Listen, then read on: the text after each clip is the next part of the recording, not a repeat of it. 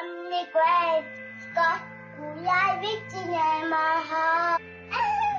old are you today? 3.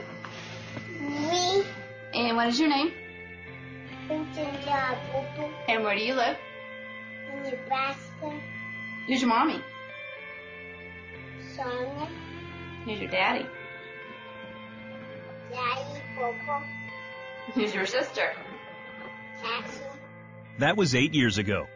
Looking at Colton now, you would have never guessed that he almost died in 2003. His father, Todd, tells about Colton's near-death experience in the book, Heaven is for Real. And he started throwing up into the toilet, and at first we're like, okay, he's got the stomach flu, because the doctor said it was going around. Colton's condition only got worse as days passed. His doctor discovered his appendix had burst, and infection was spreading in his body. Time was running out. And we knew we were in bad shape when they said, well, you need to come out to the hallway. They separated us from everyone else, and then someone came to us and started talking to us that we got to have surgery on your kid. It was tough. Seeing your boy be lifeless when he was a very vibrant child. And it was at that moment that we were looking at each other. I remember my wife holding Colton in that hallway, just us. He's not even moving. We went to the surgery prep area, and I remember them hauling him away and him just yelling at me, Daddy, don't let him take me. Daddy, don't let him take me. And I went back to the pre-op room where we had left some stuff, and I was finally alone, shut the door, and I just broke down and I was mad at God. I just frustrated, fed up. And I remember telling him, I said, God, after all I've done for you, and now you're going to take my kid? This is how you treat your pastors? And I was calling our prayer chain. I was calling anybody that would be on the other line to get Colton on the prayer chain because it was bad. We were there in the waiting room for an hour and a half, maybe. Then I remember the nurse coming out. Is Colton's daddy out here? I'm like, yeah, well, Colton's in recovery and he's screaming for you. And I'm sitting there with him. And I remember my son in that room then looking up at me and goes, Dad, do you know I almost died? And my first thought was, maybe overheard the nurse say that, or maybe they thought he was under anesthesia, and he wasn't. But it wasn't till 4 months after we got out of the hospital that we finally listened to our son. And that's where I got to see heaven. No, Jesus and some angels came and flew me up to heaven. And I said, so Colton, what did Jesus look like? I knew that the first person I saw was Jesus. He was wearing white robes with a purple sash, and he just came down nicely and gracefully. Well, Dad, Jesus has markers. Dad, Jesus has markers. I didn't know what he meant, so I finally asked the right question. Colton, where are Jesus' markers?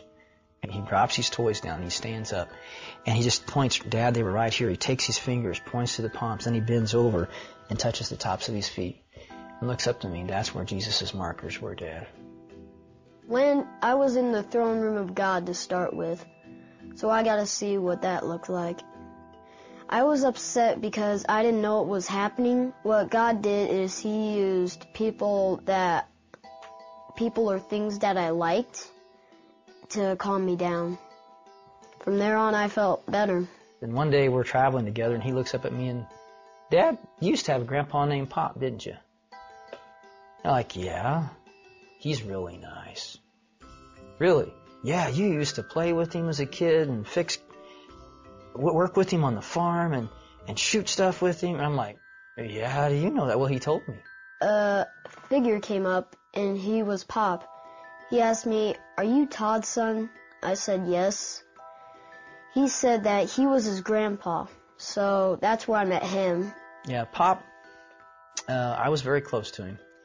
And he was my most significant male role model when I was a kid growing up. But he was killed in a car wreck before I turned 7.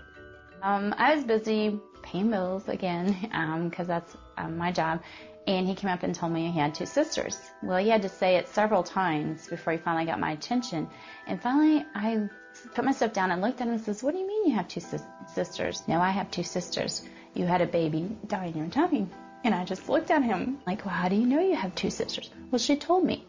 And then he proceeded to describe her. She looked like Cassie, but she had brown hair. And first time when she saw me, she just came up and hugged me. We knew if this was true because he said, she kept hugging me. She wouldn't stop hugging me, Mom, and I didn't like that. Well, I'm not really the hugging type. I had miscarried the weekend of Father's Day weekend, which made it even rougher.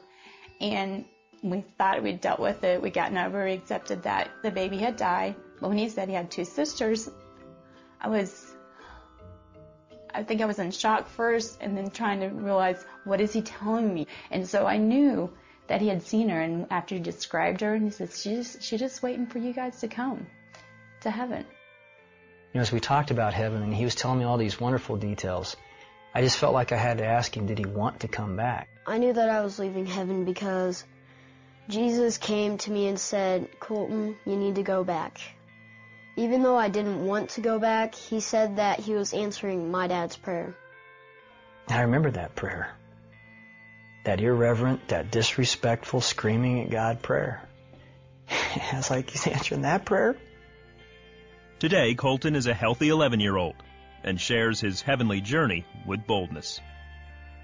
I learned that heaven is for real, and you're going to like it.